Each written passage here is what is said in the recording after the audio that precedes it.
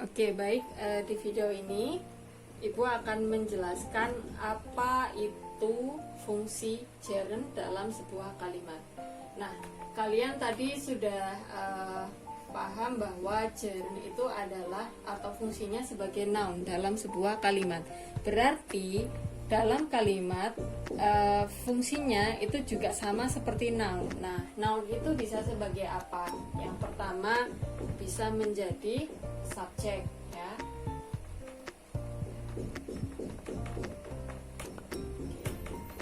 Lalu yang kedua bisa menjadi objek atau direct object, ya, sama saja. Yang ketiga bisa menjadi objek preposisi.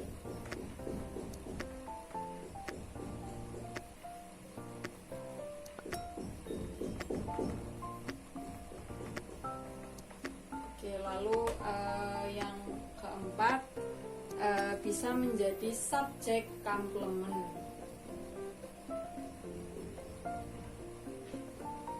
Oke, kita ke sini dulu saja, keempat ini.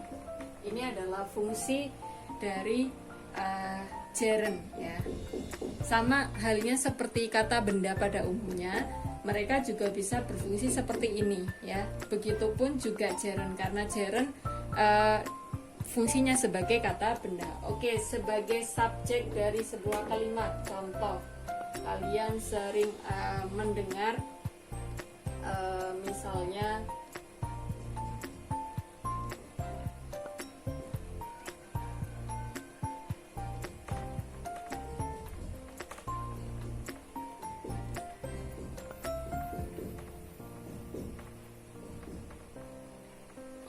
Ibu buat yang single dulu saja.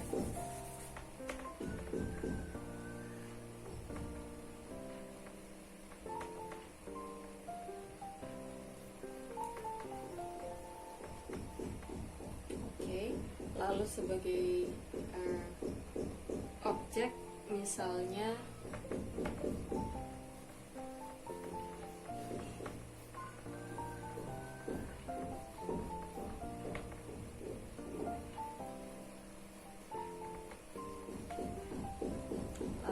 objek dari preposisi ini yang sangat banyak ditemukan di kalimat, ya.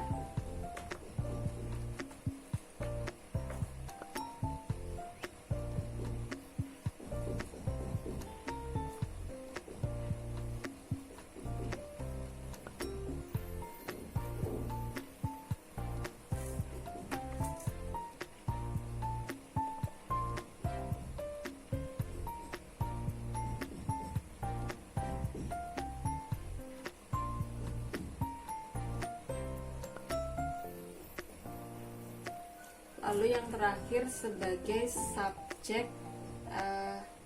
complement, misalnya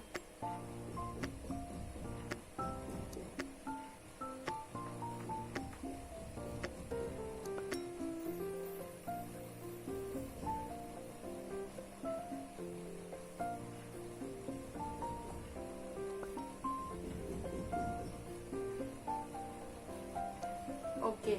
Semoga terlihat dengan baik, ya. Baik, Ibu akan menjelaskan satu persatu fungsi dari gerund di sini. Yang pertama sebagai subjek, ya. Kalau sebagai subjek berarti di awal kalimat. Contohnya di sini adalah kata hiking, ya. Dari kata dasar apa? Hike, ya, atau mendaki. Jadi hiking is my hobby, ya. Di sini Ibu akan beri keterangan. Jadi ini adalah subjeknya, ya, hiking.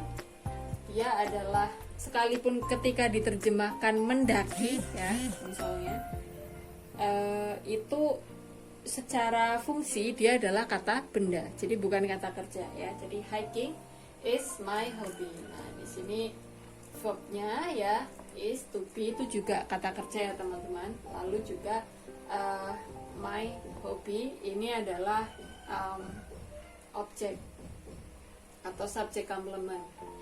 Lalu yang kedua bisa berfungsi sebagai subjek pun juga objek. Nah, berarti kalau objek berada di istilahnya setelah kata kerja. Kalau subjek sebelum kata kerja. Oke, kita lihat di sini. I really enjoy reading. Oke, subjek dari kalimat ini adalah I, lalu adalah really enjoy ya. Ini adalah verb kata kerjanya ya. Jadi kata kerjanya ini. Setelah itu reading. Reading ini adalah objek ya. Posisinya objek dari mana? Dari gerund ya. Jadi dia ini reading adalah kata benda ya. Oke, lalu yang ketiga, ini yang paling sering digunakan dalam pengucapan ya di bahasa Inggris, menjadi object of preposisi ya. Kalian perlu mempelajari secara mandiri contoh preposisi itu apa saja, banyak sekali. Ibu pernah menjelaskan ada in, lalu of, for, by, dan lain sebagainya. Nah, di sini ada preposisi about ya. Oke. Nah, kita lihat subjek dari kalimat ini adalah I, lalu kata kerjanya adalah don't care ya, dari care-nya ini. Nah, lalu about ini adalah preposisi, lalu traveling. Nah, jadi traveling ini objek dari preposisi about, namanya object of preposition ya kalau dalam bahasa Inggris. Oke, yang terakhir menjadi subjek complement ya. Sebenarnya sama seperti ini ya. Jadi ini juga subjek complement. Di sini kita lihat her passion ya. Itu adalah subjeknya. Ya.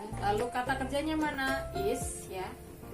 Jadi passionnya atau hasratnya, cita-citanya itu adalah painting ya. Jadi ini subjek complement. Ini juga sama subjek complement.